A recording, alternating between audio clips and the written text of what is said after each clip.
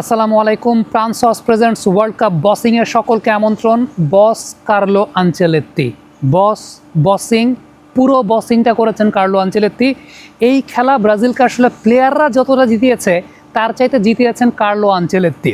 আপনি একটা গোল খাওয়ার পরে প্রথম কথা হচ্ছে যে সেকেন্ড হাফে যখন ব্রাজিল নামবে সাবস্টিটিউশন লক্ষ্য করে দেখেন, out of 199 would have thought যে নেইমারকে নামাবে সেই জায়গাটায়, বাট আনচেলত্তির প্লেয়িং প্যাটার্নটা ছিল ক্রস করবে, একের পর এক ক্রস করবে। কারণ প্রথমত জাপানের প্লেয়ারদের হাইট শর্ট, দ্বিতীয়ত শুধুমাত্র গোলকিপার ছাড়া আসলে ওই ক্রসের জায়গাটাতে তাদেরকে ব্যতিব্যস্ত রাখলে তারা ভেঙে পড়ার সম্ভাবনা থাকে। সো আলটিমেটলি এই জায়গাটায় সবচেয়ে অবাক করা সাবস্টিটিউট ছিল মার্টিনেল্লিকে নামানো না ম্যাথিউস কুনিয়ার জায়গায়। হ্যাঁ, মার্টিনেল্লি নামতে না পারতেন, কিন্তু সেটা ম্যাথিউস কুনিয়ার জায়গায় কেন? This is Carlo Ancelotti magic. কারণ ম্যাথিউস কুনিয়া এবং মার্টিনেল্লি দুই ক্যাটাগরির প্লেয়ার। ডেফিনেটলি নামিয়েছেন কেন? মার্টিনেল্লির স্পিডটা আছে, লম্বা প্লেয়ার, ক্রস আসলে পরে সেই জায়গাটাতে পেনাল্টি এরিয়ার ভেতরে ডিস্টারবেন্স ক্রিয়েট করতে পারবেন। এবং আলটিমেটলি ব্রাজিল তো ক্রসেই গোলটা পেয়েছে। আর একজনের কথা আমি বলবো, সেটা হচ্ছে ব্রুনো গুইমারেজ। ব্রাজিল যদি সেমিফাইনাল পর্যন্ত যায়, আমার কাছে ব্যক্তিগতভাবে এই বিষয়টা মনে হয় যে ব্রাজিল সেমিফাইনাল পর্যন্ত গেলে গোল্ডেন বলের অন্যতম দাবিদার ব্রুনো গুইমারেজ। এতটা আন্ডার রেটেড এই প্লেয়ারকে আসলে বোঝা যায় না। আজকে খুব সম্ভবত 4টা অ্যাসিস্ট তিনি করেছেন। আসলে প্রাণ সসের মাখামাখি টেস্ট নুডলসকে করে তোলে আরো ইয়ামি আরো জোস। প্রাণ সস, সসের বস। বাট পুরোপুরি মার্টিনেল্লির জায়গাটা নামানোই হয়েছে ওই কারণে যে ক্রস করবে এবং হেড দিবে, হেডে গোল হবে।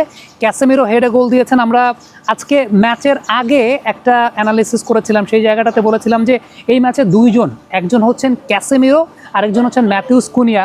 এই দুজনের পারফরমেন্সের উপরে ব্রাজিলের অনেক কিছু ডিপেন্ড করছে।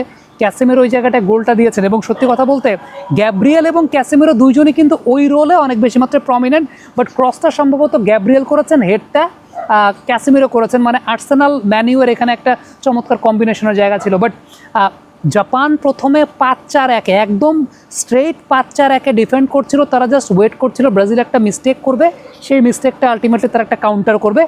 এক্স্যাক্টলি জাপান সেই কাজটাই করেছে। একটা মিস্টেক, এবং ওই যেটা আমি বলছিলাম যে ক্যাসেমিরো যদি আসলে ভালো খেলেন তাহলে ব্রাজিল ভালো করবে, ক্যাসেমিরো ভালো না করলে করবে না। ওই জায়গাটা ক্যাসেমিরোই আসলে মিস করেছিলেন হোল্ডিং মিডফিল্ড পজিশনটাতে। সো গোলটা আলটিমেটলি প্রথমে হয়েছে। এবং আপনারা যারা আমাদের আগের অ্যানালাইসিস দেখেছেন ম্যাচের, পেনাল্টি এরিয়ার বাইরে থেকে জাপান গোল দেয়, সেটাই দিয়েছে। But after that Carlo Ancelotti পুরো প্যাটার্ন চেঞ্জ করে ফেলেছে। এই ওয়ার্ল্ড কাপে ব্রাজিলকে প্রথমবারের মতো দেখা গেছে ক্রসে যেতে। পুরোপুরি ব্রাজিল ক্রস করছিল, মার্টিনেল্লিকে সেই জায়গায় নামিয়েছে। হেডে অনেক বেশি মাত্রায় তারা চেষ্টা করছিল। ডান দিক থেকে ওই রকম ক্রস আসে নাই, ডান দিক থেকে নিচে বল এসেছে রায়ানের জায়গা থেকে, কিন্তু বাঁ দিক থেকে ক্রস এসেছে। এখানে একটা খুব গুরুত্বপূর্ণ বিষয়, রায়ানকে তারা নামায় নাই, রায়ানকে চেঞ্জ করে নাই, নেইমারকে তারা নামায় নাই। তার মানে আনচেলত্তি সেই জায়গাটায় মানে আবেগ দিয়ে কাজ করেন নাই, আনচেলত্তি ট্যাকটিক্স দিয়ে কাজ করেছেন। That is the most important thing, যে আসলে আনচেলত্তি এমন একজন কোচ যিনি ওই যে আবেগের জায়গাটার চাইতে ট্যাকটিক্সের জায়গাটা, কারণ অনেক প্রেশার হতে পারছিল, কারণ নেইমার দেখা যাচ্ছিল যে আলটিমেটলি তিনি ওয়ার্ম আপ করছেন, অনেক কিছু দেখা যাচ্ছিল। বাট আনচেলত্তি চিন্তা করেছেন যে জায়গাটাতে যে আলটিমেটলি এখন যে প্যাটার্নের খেলা হচ্ছে, ক্রস এবং একটু লম্বা প্লেয়ার দরকার। এনরিক অতটা লম্বা না, কিন্তু এনরিক নামার পর কিন্তু সেন্টার থেকে থ্রেট ক্রিয়েট হয়েছে অনেক বেশি, সেটা একটা গুরুত্বপূর্ণ বিষয়। এবং রায়ানও কিন্তু ওই জায়গাটাতে আসলে ওপেন স্পেস পেয়েছে। বাট তারপরও আমি বলবো যে মার্টিনেলির সাবস্টিটিউশনটা আসলে জাস্ট অ্যামেজিং। মানে ক্রস করবে ব্রাজিল, লম্বা প্লেয়ার দরকার। অলদো এনরিক আসলে অতটা লম্বা না, হেডে অতটা এফেক্টিভিটি হয়তো বা জেনারেট করতে পারেন নাই, বাট সেন্ট্রালি কিন্তু এনরিক সেই জায়গাটা ইফেক্টিভ ছিলেন। আমিও মানে ম্যাচ চলাকালীন এক্সপেক্ট করছিলাম যে ইগার থিয়াগোকেও নামিয়ে দেন কিনা। হয়তো বা ম্যাচটা যদি 30 মিনিটস এক্সট্রা যেত, আনচেলত্তি হয়তো বা ইগার থিয়াগোকেও নামিয়ে দিতেন just for those kind of crosses. ব্রাজিলের তো সাবস্টিটিউশন বাকিও ছিল। সো আলটিমেটলি আপনি যদি বলেন যে এই ম্যাচ ব্রাজিলকে জিতিয়েছেন কার্লো আনচেলত্তি, কমেন্ট বক্সে আপনাদের মন্তব্য মতামত জানতে চাই, লিখে পাঠাবেন।